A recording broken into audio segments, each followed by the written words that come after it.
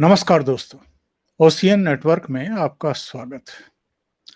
बृहस्पतिवार को प्रधानमंत्री नरेंद्र मोदी भी पश्चिम बंगाल में कूच बिहार में थे और ममता बनर्जी भी उसी इलाके में थी।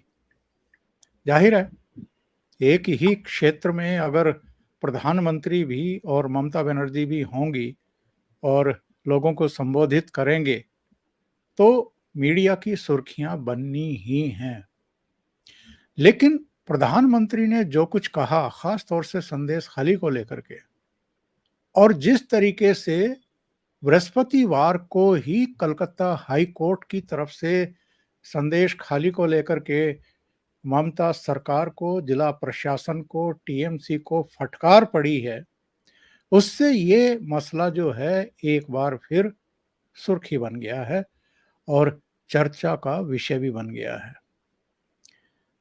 पश्चिम बंगाल पर तो चर्चा करेंगे ही। अभी प्रशांत किशोर ने भी कुछ कहा था कि टीएमसी को नुकसान हो सकता है और भारतीय जनता पार्टी अपना बेस्ट परफॉर्मेंस करने के लिए जा रही है लोकसभा चुनाव में, तो उस पर भी चर्चा करेंगे। और अभी हाल में जेडी यानी जयपुर डायलॉग पर एक मैं चर्चा देख रहा था जिसमें ये दावा किया गया कि भारतीय जनता पार्टी के पक्ष में जो वहां इस समय चल रहा है, इसमें 30 से 32 सीटें भी लोकसभा की अगर वो जीत जाए तो किसी को आश्चर्य नहीं होना चाहिए। क्या ऐसा हो सकता है? अगर ऐसा हुआ तो ममता बनर्जी के लिए तो ये बिल्कुल लाल झंडी की तरह ही होगा और उनकी उल्टी गिनती शुरू हो जाएगी। मेरे साथ बहुत ही खास मेहमान जुड़ रहे हैं, प्रयागराज से वरिष्ठ पत्रकार अनुपम मिश्रा। तो अनुपम जी को साथ जोड़ करके चर्चा को आगे बढ़ाते हैं। अनुपम जी, बहुत स्वागत है। नमस्कार। नमस्ते। देखिए, प्रधानमंत्री नरेंद्र मोदी ने आज ये कहा है कि संदेश खली के जो गुनहगार हैं उनको हम जेल भिजवा करके ही दम लेंगे। और उधर हाईकोर्ट की एक बड़ी कड़ी टिप्पणी आई है संदेश खाली पर। उसमें उसने कहा है कि संदेश खाली में जो हुआ उसके लिए 100% टीएमसी जिम्मेदार है और फटकार लगाई गई है। शाहजहां शेख के वकील को भी फटकारा गया है और जो इस पूरे मामले की पैरवी कर रही हैं टिबरेवाल, उन्होंने जो आंकड़े पेश किए हैं, जो हलफनामे पेश किए हैं हाई कोर्ट में, वो तो बेहद चौंकाने वाले हैं अनुपम जी। उन्होंने यहाँ तक कहा है कि ज़्यादातर महिलाएं जो पीड़ित हैं वो अनपढ़ हैं, ईमेल तो भूल जाइए, खत भी नहीं लिख सकती हैं। हमारे पास 500 से ज़्यादा महिलाओं ने सेक्सुअल असाल्ट की शिकायतें की हैं। हमारे पास एफिडेविट हैं जिनमें कहा गया है कि केवल एक शाहजहां गिरफ्तार हुआ है, उसके 1000 गुरके जो हैं वो गाँव में घूम रहे हैं और शाहजहां के खिलाफ बयानबाजी ना करने के लिए धमका रहे हैं। ये लोग कह रहे हैं अगर महिलाओं ने बयान दिया तो उनके पति और बच्चों का सिर काट करके फुटबॉल की तरह खेलेंगे। तो ये जो पूरा प्रकरण है, ये क्या शो करता है और क्या इस लोकसभा चुनाव में ये एक बहुत बड़ा मुद्दा बनने जा रहा है?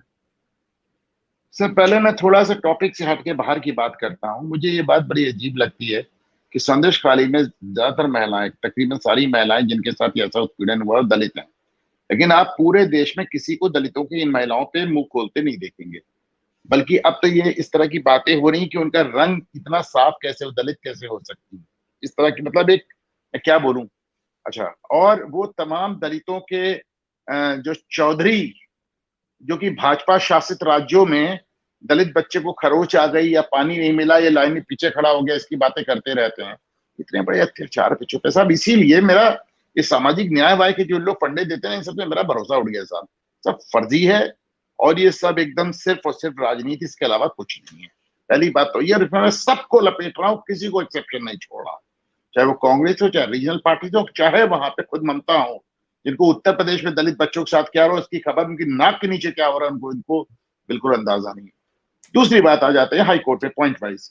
हाई कोर्ट की 3 अलग अलग बेंचें इस मामले को सुन चुके हैं पहले दिन से। 3 या 4 बेंच, हर बेंच इस कंक्लूजन पे, इस निष्कर्ष पे पहुंची है कि बहुत गलत हो रहा है, नंबर 1। नंबर 2, राज्य की एजेंसियां कुछ नहीं कर रही, पुलिस कुछ नहीं कर रही, सरकार कुछ नहीं कर रही, नंबर 2।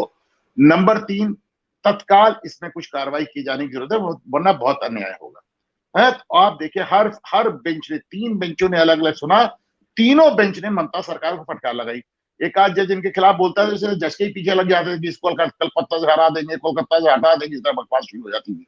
है, कह देते कि जज ही मिला हुआ है। तो 3 अलग अलग बेंचों से सुनाई कि तीनों ने इनके खिलाफ ऑब्जर्वेशन किए, नंबर 2। नंबर 3, प्रधानमंत्री कह रहे हैं कि संदेश खाली के दोषियों को आ, अंजाम तक पहुंचाएंगे, तो वो ये कहने में इसलिए समर्थ है क्योंकि अब मामला ईडी और सीबीआई के पास पहुंच गया है। वरना अगर ये राज्य की पुलिस एजेंसी का, जो पुलिस जो है स्टेट सब्जेक्ट है, उसमें राज्य कुछ नहीं कर सकता जब तक आप सरकारी ना बर्खास्त कर दे। और जो ये तानाशाह मोदी हैं, इनसे तो आज तक एक सरकार नहीं बर्खास्त हुई। इंदिरा गांधी तो 100 करके बैठी थी, 80 करके बैठी थी। तो मतलब ये तानाशाह मोदी तो एक सरकार नहीं बर्खास्त कर पाए आज तक 10 साल में। ये मैं उनकी तारीफ नहीं कर रहा हूं, मैं शिकायत भी कर रहा हूं। भाई, एक सरकार बर्खास्तगी का एक प्रोविजन संविधान में दिया है, संविधान निर्माताओं ने दिया है, तो किसी कारण से दिया, उसको इस्तेमाल कीजिए, उसे इस्तेमाल कीजिए। अगर गलत हो रहा है, अगर आप, जो तटस्थ है समय लिखेगा उनका भी अपराध, आप तटस्थ नहीं रह सकते, आप अपनी सरकार बनने का इंतजार नहीं कर सकते। वहां अत्याचार हो रहा है, आपको उसमें दखल देना चाहिए। कितनी बार वहां ब्लडबाथ हो गया, नरसंहार हो गया। चौथी बात, प्रधानमंत्री के बयान का ममता बनर्जी ने आज बहुत खतरनाक बयान दिया, ओंकार जी, बहुत ही जी जी खतरनाक। जी। उन्होंने कहा है कि मैं बंगाल की महिलाओं से कहूंगी कि सीआरपीएफ के लोगों के खिलाफ एफआईआर लगाए, एफआईआर लिखवाएं, क्योंकि उनके साथ गलत कर रहे हैं। अब आप देखेंगे कि केंद्रीय एजेंसी के सीआरपीएफ के लोगों के खिलाफ फर्जी एफआईआर की बाढ़ आ जाएगी। आपको भूलना नहीं चाहिए कि इसी शाहजहां शेख को जब गिरफ्तार करने सीबीआई टीम, ईडी की टीम गई थी, तो उनको भाई लड़की छोड़ने के आरोप लगा दिए। उनके ऊपर ईडी, मतलब एससी एसटी तक के आरोप लग गए हैं। आप बताइए वहां पे हेमंत सोरेन क्या। तो अब आप, इन्होंने एक नया शगुफा छोड़ा है कि साथ सीआरपीएफ के लोग औरतों को परेशान करते हैं, और मैंने औरतों से अपील की कि वो आगे यहाँ सीआरपीएफ, अब आप देखेंगे इनका पूरा महिला विंग आके सीआरपीएफ के खिलाफ एफआईआर लिखाना शुरू कर देगा। पता चलेगा आपकी central reserve police force, BSF, army, सबके खिलाफ एफआईआर होनी शुरू हो जाएगी। ईडी सीबीआई के खिलाफ पहले हुई थी, सीबीआई की टीम को तो एक बार गिरफ्तार भी कर चुकी है। ओंकार जी, सारी राजनीति से हट के कह रहा हूं, देश के लिए अब ये गंभीर चुनौती और खतरा बन गई है ममता बनर्जी की नीति। ये तो वही ममता बनर्जी है ना, जिन्होंने एक बार ये भी शिगुफा छोड़ा था, बहुत बड़ा झूठ बोला था कि मिलिट्री जो है मेरी सत्ता को पलटना चाहती है, नहीं नहीं, मेरी मैं आपको सरकार। बताया एग्जैक्टली क्या था। उनका, भारत सरकार ने बंगाल पे हमला कर दिया। फौज जो है भाई, नॉर्थ वेस्ट बंगाल को क्रॉस के बगैर कैसे जाएगी चाइना बॉर्डर। तो उन्होंने कहा भारतीय फौज ने बंगाल पे हमला कर दिया, एज इफ जैसे कि बंगाल कोई और देश हो। क्या तमाशा है, क्या तमाशा है। शिव कुमार, डीके शिव कुमार के भाई कह रहे हैं United states of south India अलग कर दो, डीएमके वाले कह रहे हैं ईलम बना लो, पंजाब वाले कह रहे हैं पाकिस्तान खालिस्तान बना लो, ममता बनर्जी कह रही हैं हम देश ही अलग है। वो अकेले एक नरेंद्र मोदी किससे किससे कैसे। भाई मुझे और कुछ नहीं, नरेंद्र मोदी की एनर्जी पे, नरेंद्र मोदी के विश्वास पे बहुत आश्चर्य होता है। लेकिन फिर मैं ये भी सोचता हूँ कि जब इतनी बड़ी मात्रा में देश आपके साथ, इतनी बड़ी मात्रा में आपको लोग मोहब्बत करते हैं, आपके पीछे चलते हैं, और ओंकार चौधरी और अनुपम मिश्रा जैसे लोग जो ना मोदी जी को, उनको, जिनको वो जानते भी नहीं, हम बैठ के उनकी बातें कर रहे हैं, तो कहीं ना कहीं ये विश्वास, ये समर्थन ही नरेंद्र मोदी का हौसला है। क्या ममता बनर्जी को इस बात का एहसास हो चला है कि पैरों के नीचे से जमीन खिसक रही है, और उनके तमाम हथकंडे अपनाने के बावजूद, लोगों को दमित करने के बावजूद, पूरी मशीनरी जो है वो चुप्पी साध लेती है जब हिंसा होती है, खास तौर से बीजेपी समर्थकों या हिंदुओं के खिलाफ। इसके बावजूद लोग यूनाइट हो रहे हैं, और इस लोकसभा चुनाव में अगर हम प्रशांत किशोर की भी मान लें, तो भारतीय जनता पार्टी जो है वो बेस्ट परफॉर्मेंस करने जा रही है, और टीएमसी जो है वो 22 से और नीचे खिसकने वाली है। इस बात का एहसास हो गया है ममता बनर्जी को? देखिए, बयान से समझ में आ जाता है, झल्लाहट से समझ में आ जाता है। आपको दो लोग बहुत ज्यादा परेशान दिख रहे हैं इस समय, एक ममता और एक स्टालिन, स्टालिन का परिवार। जो आदमी जितना ज्यादा रिएक्ट कर रहा है, वो लोग जो अब तक चुपचाप बैठे थे वो दिन रात अगर गाली गलौज कर रहे हैं, तो आप समझ लीजिए। भाई, ममता के पड़ोस में पटनायक साहब है, उनको तो कोई दिक्कत नहीं है। आपने पटनायक साहब को कोई बयान देते देखा आज तक? क्योंकि उनकी सरकार को कोई चुनौती नहीं है, उन्हें कोई दिक्कत नहीं है, खामोश बैठे हैं। जिनको डर लगता है वो बोलते हैं, चिल्लाते हैं। ममता बनर्जी को लगातार खौफ है। अच्छा देखें, जिस तरह की राजनीति करके लोग सत्ता में आते हैं, इनका डरना जायज है भी। इनके इनके पैर के नीचे जो जमीन है वो बहुत ही ज्यादा, जिसे कहना चाहिए, एक बहुत कमजोर जमीन है, जो कभी भी आपके पैरों के नीचे से निकल सकती है। बदरुद्दीन अजमल आपके एकदम सर पे चढ़ा जा रहा है, उसको आप रोक नहीं पा रहे। वहां पे मुस्लिम वोटों के और ठेकेदार आ रहे हैं। हिंदुओं को फाइनली रियलाइज हो रहा है कि साहब क्या हो रहा है, वो बीजेपी की तरफ पलट रहे हैं। ममता बनर्जी क्या है, एक गुंडों का समूह समूह जो कि पहले सीपीआई के साथ था, अब टीएमसी के साथ है। सीपीआई के पूरे का पूरा जो एक गुंडागर्दी का समूह था, मैं तो बंगाल में रहा हूं, मैंने देखा जाके पूरा वो जो लूट मार वसूली टोलाबाजी वाला जो एक समूह था, पूरा पूरा कल तक कम्युनिस्टों के लिए काम करता था, ममता बनर्जी के लिए काम करता है। कोई उसमें अंतर नहीं, कोई शैली में भी अंतर नहीं है। बल्कि ममता बनर्जी की सारी राजनीति सिर्फ ये दिखाने की हम वामपंथियों से ज्यादा वामपंथ हैं। और अनुपम जी, जो प्राइम मिनिस्टर ने एक बात कही है और पश्चिम बंगाल में भी उन्होंने जाकर के दोहराया है कि जो पब्लिक का लूटा गया है और जिसकी बरामदगी हो रही है, अब ये तो हम जानते हैं कि पार्थ चटर्जी और उनकी महिला मित्र अर्पिता मुखर्जी के यहाँ से ही करीब 54 करोड़ का कैश बरामद किया था एजेंसियों ने। इसके अलावा अनुव्रत मंडल हो या अभी जो वो मलिक गिरफ्तार हुआ है मंत्री, और उसी का गुरका ये था शाहजहां शेख, इनके यहाँ से जो बरामदगियां हो रही हैं, तो एक मैकेनिज्म जो है कहीं ना कहीं प्रधानमंत्री बनवा रहे हैं कि जो जनता से लूटा गया, क्योंकि पार्थ चटर्जी के यहाँ से जो बरामद हुआ था उसके बारे में तो ये जानकारी मिली थी कि एजुकेशन मिनिस्टर के तौर पर जो भर्तियां की गई थी उसमें वो पैसा लूटा गया था। तो ये पहचान करना कि किस किस से लूटा गया था और फिर उनको वापस दिलाना, ये एक बड़ा दांव भी हो सकता है प्रधानमंत्री का, और इनको बैकफुट पर धकेलने का एक बहुत बड़ा फैसला भी हो सकता है। देखिए, ये तभी संभव है जब बंगाल में आपकी सरकार आ जाए। अभी वो सरकार, अभी विधानसभा चुनाव पहले, अभी राज्य का विधानसभा चुनाव पहले आने दे। विधानसभा चुनाव आने के पहले संभव नहीं, लेकिन चूंकि जितना पैसा आया है ओंकार जी, उससे कहीं ज्यादा मात्रा में लोगों से पैसा लेके उन्हें कुछ नहीं दिया गया, लोगों को सरेआम लूट लिया गया है। इसलिए प्रधानमंत्री ने संदेश दिया है कि हमें आने दीजिए, हम आपका लूटा हुआ पैसा वापस दिलाएंगे। देखिए, ये तो पता नहीं क्यों, आपने देखा होगा कि जब इलेक्टोरल बॉन्ड सामने आते हैं, तब जाहिर सी बात है भारतीय जनता पार्टी गुजरात से लेकर महाराष्ट्र तक फैली हुई है, इतने इंडस्ट्रियल सेंटर्स हैं, तो उनको सबसे ज्यादा मात्रा में चंदा आया, फिर कांग्रेस को आया है। जो बात मुझे समझ में नहीं आती कि ममता बनर्जी जिन्होंने इंडस्ट्री का सुपड़ा साफ कर दिया वेस्ट बंगाल से, उनको कौन चंदा दे रहा है? क्योंकि तीसरे नंबर पे वही है, वो कहां से पैसे पा रही है? तो उनका अगर टीएमसी को आज की तारीख में कोई पैसा दे रहा है तो एक्सटॉर्शन है, वो एक्सटॉर्शन है ओंकार जी। क्योंकि आपने जब बिजनेस ही नहीं पनपने दिया अपने यहाँ, आपको याद होगा सिंगूर में कैसे रैली करके टाटा नैनो की फैक्ट्री बनाई थी। जब आप अपने यहाँ से बिजनेस ही नहीं पनपने दे रहे हो, तो सब क्या आपको पैसे दे कौन रहा है?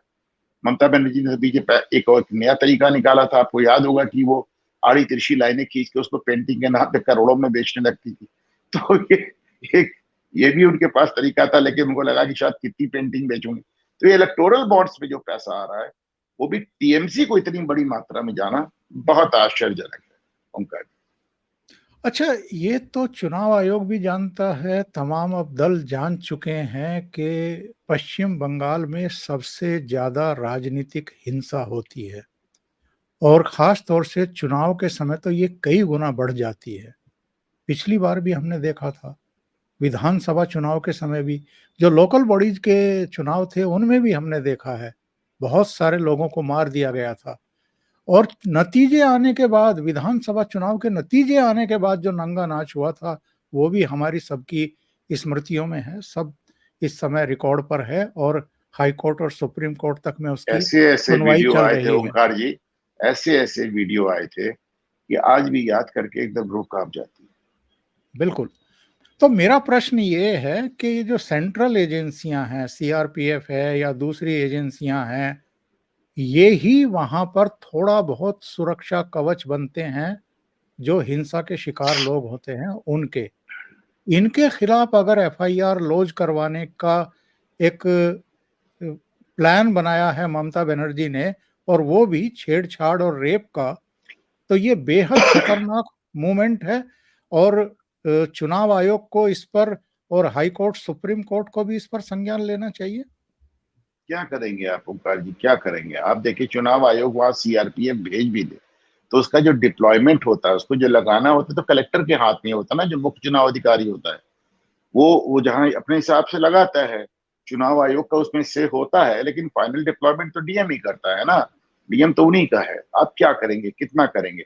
लेकिन मैं मानता हूँ कि इससे अंतर पड़ता है, लेकिन सिर्फ इसी से अंतर पड़ा होता तो वामपंथियों की सरकार नहीं जाती ना, फिर वामपंथियों की सरकार नहीं जाती। तो ठीक है। और मान के चलता हूँ कि हर तरह के अत्याचार की एक लिमिट होती है, और इस अत्याचार की भी एक लिमिट होती हुई नजर आ रही है ओंकार जी।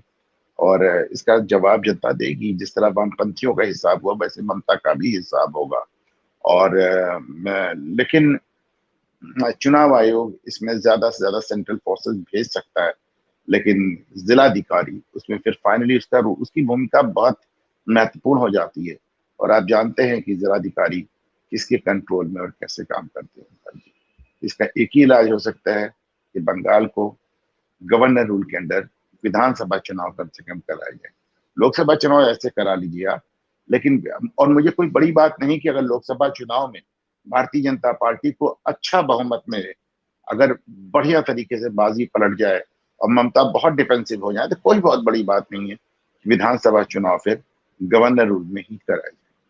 और अगर जो सूचनाएं आ रही हैं कि 30-32 तक सीटें जीत सकती है भारतीय जनता पार्टी, एक अंडर करंट है और ममता बनर्जी के खिलाफ एक अंदर ही अंदर वेव चल रही है, तो ऐसे में ये ऑफेंसिव होंगी या डिफेंसिव होंगी? ममता को आज तक देखिए, डिफेंसिव तो हमने देखा नहीं। वो जितना परेशान होती हैं, वो उतनी ही और ऑफेंसिव हो जाती हैं। ममता बनर्जी के अंदर 1 लाख बुराइयां हों, पर इस बात से तो उनके दुश्मन भी इनकार नहीं कर सकते कि ममता इज अ फाइटर।